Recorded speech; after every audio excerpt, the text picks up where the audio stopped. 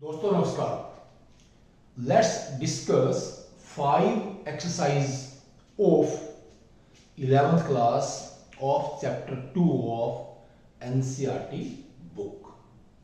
तो इस वीडियो में क्या है, एनसीईआरटी की जो बुक है 11th की, उसके चैप्टर 2 की हम 5 एक्सरसाइज डिस्कस करेंगे जो कि बहुत से एग्जाम्स में आती हैं या उस तरह की और उनके ऊपर बेस्ड जो आर्टिकल्स हैं बहुत इंपॉर्टेंट है। वो सारे एक्सरसाइज अलग अलग केमिस्ट्री एग्जाम में आप पाते हैं, राइट।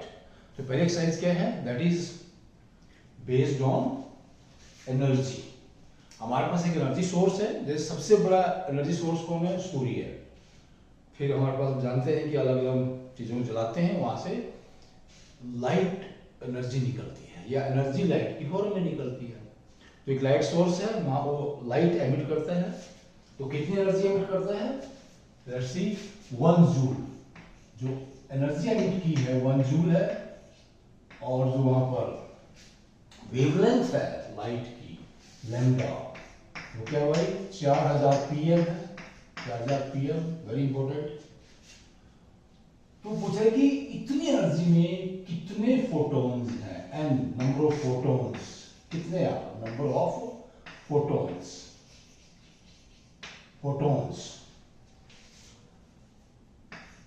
लेट्स से फोटॉन्स,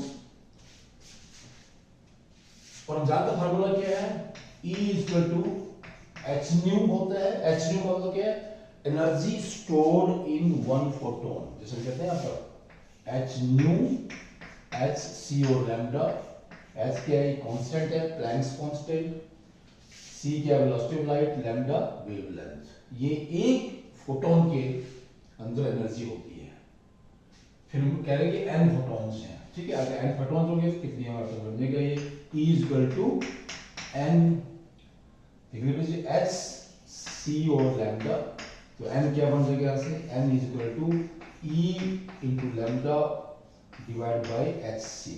तो इनकी वैल्यू पुट कर देते हैं सभी की। E 1 जूल है, याद रखिए प्लीज। E की वैल्यू क्या है, 1 जूल है। जो लैम्डा है यार ये है 4000, 3 मीटर में लेंगे हम, -12 मीटर। और नीचे हमारे पास जो एस प्लैंक्स कांस्टेंट है ये, राइट। यहाँ पर देख लीजिए प्लीज, यहाँ पर ये इसके यूनिट्स क्या हैं, एच के उसमें होनी चाहिए जो हमारे पास क्या ना केजी वगैरह में होनी चाहिए, एनर्जी यूनिट्स नहीं होनी चाहिए यहाँ पर, राइट। क्योंकि यहाँ पर ये मीटर है, राइट, ये जूल है ऐसे। तो एच की वैल्यू होती है 6.626 -34, राइट। ओके, जूल सेकंड में रखते हैं वैल्यू, जूल सेकंड। सो अब हमारे पास वेलोसिटी ऑफ लाइट है, वेलोसिटी ऑफ लाइट क्या होता है, 3 × 10⁸ मीटर पर सेकंड। 8 मीटर पर सेकंड, या सेकंड इनवर्स कह लो, सेकंड इनवर्स। ये वैल्यू पुट करते हैं सारी, ओके। और देखिए प्लीज, इसको जब हम वैल्यू निकालेंगे जो लैम्डा है सारा कुछ करके, अपने ध्यान रखना है यूनिट्स का। देखो जब यूनिट्स ऐसे जूल से दूर कर जाते हैं, यहाँ से कट गए, राइट। और सेकंड से सेकंड यहाँ पे कट जाता है, ये इनवर्स है, ये सेकंड कट जाता है, मीटर से मीटर जाता है। सिंपली के नंबर आएंगे this n number of photons. कोई यूनिट्स यहाँ पर नहीं बचा है, इसका मतलब क्या है, n is the number of photons, संख्या रहेगी सिर्फ ये जो फोटॉन्स की संख्या है, राइट। हम दूसरी इसमें देखेंगे जो आपका प्रॉब्लम्स है, और जो फोटॉन की संख्या है आ जाएगी आपके 2 × 10⁻16। यहाँ से जो आ जाएगा ये 2 × 10⁻16, या 2.02 कर लीजिए, आपकी मर्जी है, जो एग्जैक्ट है 2.02, 2 × 10⁻16 number of photons. This is the first problem. And second problem is जो कि 20वीं है, और ये कौन सी थी जो हमने पहले जब ये 8वीं थी, लीजिए जो किताब में इसका 8वां नंबर है, और जो दूसरी हम लेने जा रहे हैं उसका किताब में 20वां नंबर है।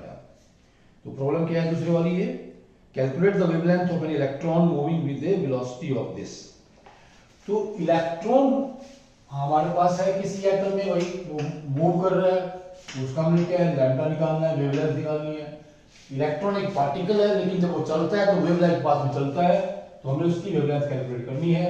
और हम जानते हैं क्या, जो फार्मूला हमारे पास होता है बहुत इंपॉर्टेंट है, lambda is equal to h/mv, right. ये क्या है भाई, डी ब्रोगली इक्वेशन है। यहाँ पर लैम्डा कैलकुलेट करना है मूविंग इलेक्ट्रॉन का, तो ये देख लीजिए हमारे पास, यहाँ से आप करेंगे ऐसे, इसका वैल्यू रखेंगे यहाँ पर लैम्डा इक्वल टू h 6.626 10⁻⁻34, यहाँ पे आता है K G metre square second inverse, ये यूनिट बदल जाते हैं प्लीज इस जगह पे यहाँ पर। फिर मास लेंगे यहाँ पर जो इलेक्ट्रॉन का 9.1 माइनस 10⁻31 केजी में आएगा, लीजिए देख लीजिए, क्योंकि यहाँ पर मास केजी में आ रहा है तो ये यूनिट्स यहाँ पर केजी में आनी चाहिए। और जो वेलोसिटी है वैल्यू दी है प्लीज, मूविंग इलेक्ट्रॉन की वेलोसिटी की वैल्यू अपन उन्होंने प्रोवाइड की है, सिर्फ ए की वैल्यू प्रोवाइड की है ना, बाकी हम ये जानते हैं क्या, ये कांस्टेंट है h प्लस कांस्टेंट, और इलेक्ट्रॉन का मास हम जानते हैं ये भी कांस्टेंट होता है। तो क्या वैल्यू दी है 2.05, वैल्यू जो है 2.05 10⁻7 मीटर सेकंड यूनिवर्स, ये हो गया ना, ठीक है। तो देख लीजिए यहाँ पर भी क्या कट रहा है, इसमें केजी कट जाएगा यहाँ से, केजी राइट, 1 मीटर बच जाएगा भाई, यहाँ से 1 मीटर बच जाएगा इसमें, अगर काट दें इसको भी, इसको भी काट दें, इसको भी काट दें, क्या 1 मीटर रहेगा ना, 1 मीटर से करके 1 मीटर रहेगा। तो लैम्डा क्या है यहाँ पर, जो वेवलेंथ है किसमें आ जाएगी, मीटर में आ जाएगी ना, ये m। तो वैल्यू देख लीजिए इसमें सारी वैल्यू आ रही है 3.55, तो लैम्डा इक्वल टू 3.55 10⁻11 मीटर। ये जो लैम्डा की वैल्यू हुई है, जो वेवलेंथ है मूविंग इलेक्ट्रॉन की, इसको हम क्या आसानी से रिकॉर्ड कर सकते हैं और रिकॉर्ड करके मेजर भी कर सकते हैं, ये वैल्यू ऐसी है।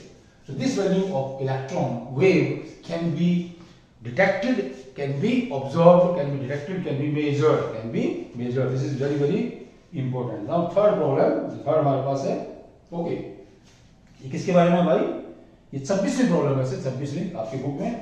An atom of an element contains 29 electrons.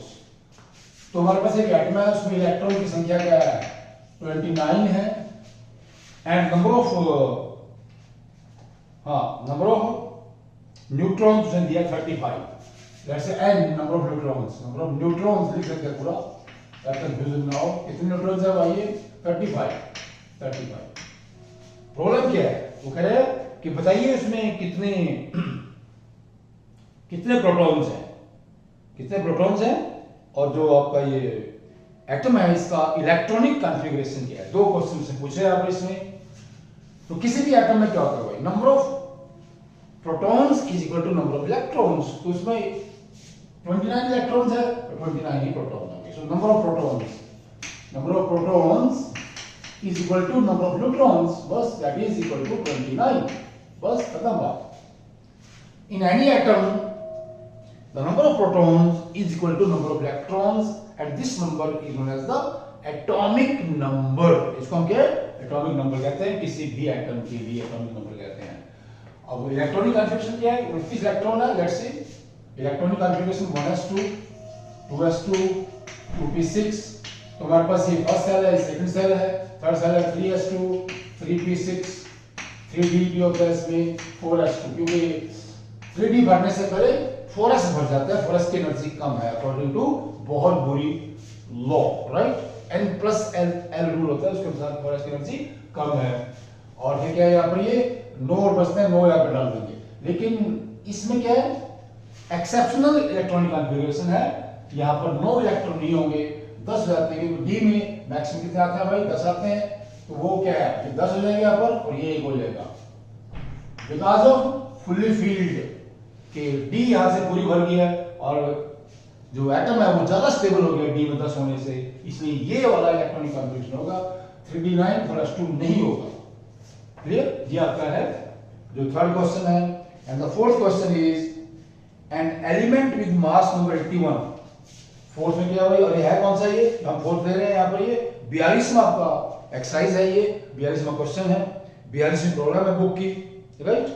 An element with mass number 81, mass number है वो 81 एलिमेंट का, मास नंबर क्या है, mass number is equal to 81 है वो एलिमेंट का मास नंबर।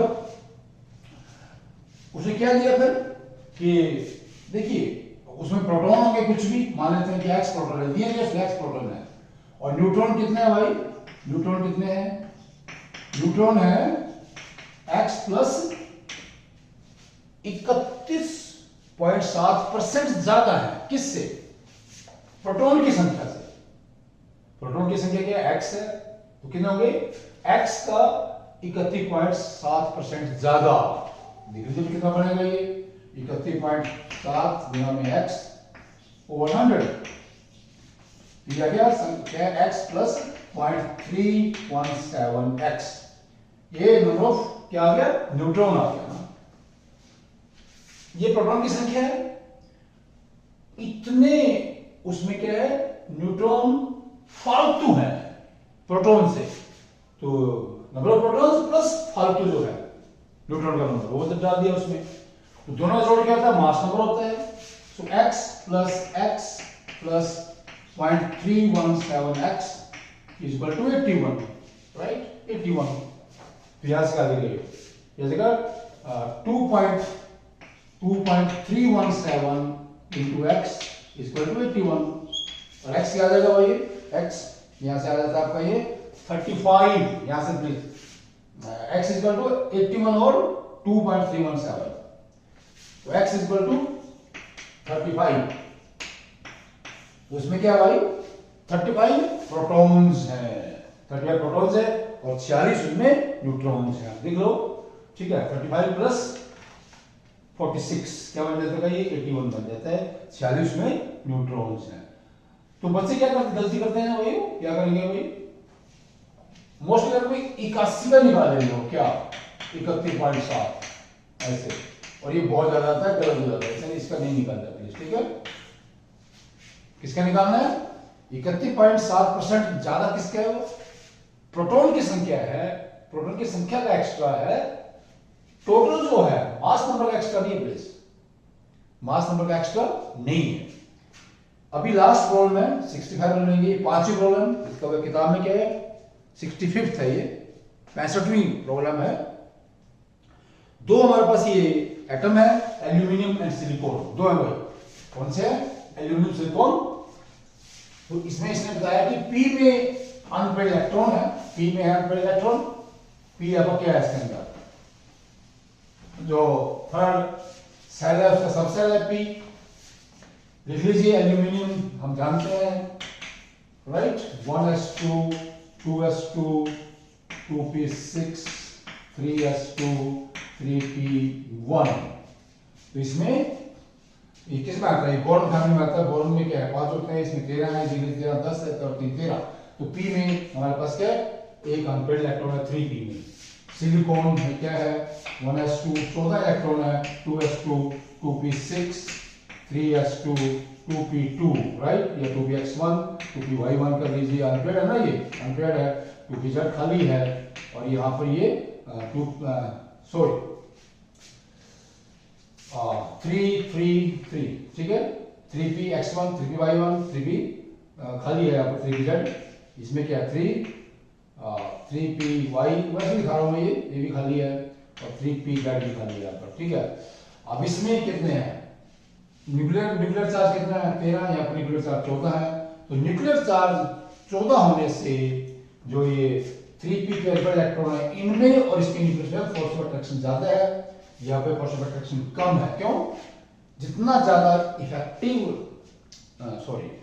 किसी भी एटम का न्यूक्लियर चार्ज होगा, ठीक है, उसका इफेक्टिव न्यूक्लियर चार्ज उतना ही ज्यादा होगा। या कह लीजिए कि आउटर मोस्ट सेल या जो अनपेड इलेक्ट्रॉन है उनके बीच में और न्यूक्लियस के बीच में फोर्स ऑफ अट्रैक्शन जितनी ज्यादा होती है, हमें बोलते हैं कि इफेक्टिव न्यूक्लियर चार्ज उतना ही ज्यादा है। या इफेक्टिव न्यूक्लियर चार्ज क्या है? एक तरह से अनपेड इलेक्ट्रॉन और न्यूक्लियस के बीच की फोर्स ऑफ अट्रैक्शन का मेजर है। जब ये फोर्स ऑफ अट्रैक्शन ज्यादा होती है तो हम कहते हैं कि इफेक्टिव न्यूक्लियर चार्ज ज्यादा है। बस सिंपल बात है ये। तो ये सिलिकॉन में इफेक्टिव न्यूक्लियर चार्ज ज्यादा है, यही क्वेश्चन है। क्या पूछ रहा है ये? The unpaired electrons in aluminium and silicon are present in 3p orbital. What amount and which electrons will experience more effective nuclear charge from the nucleus? तो किसके हैं भाई? वो सिलिकॉन के हैं, एल्यूमिनियम की बजाय। Okay please, thanks.